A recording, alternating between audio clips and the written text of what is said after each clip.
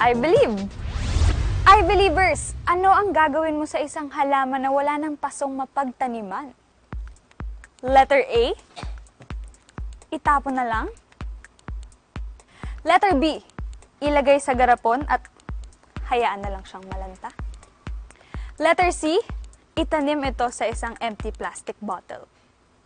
Ang tamang sagot, letter C, itanim ito sa empty plastic bottle. Paano ba yon mga ka-I believers?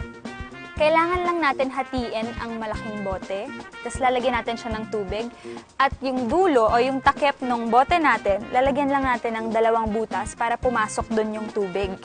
Ayan.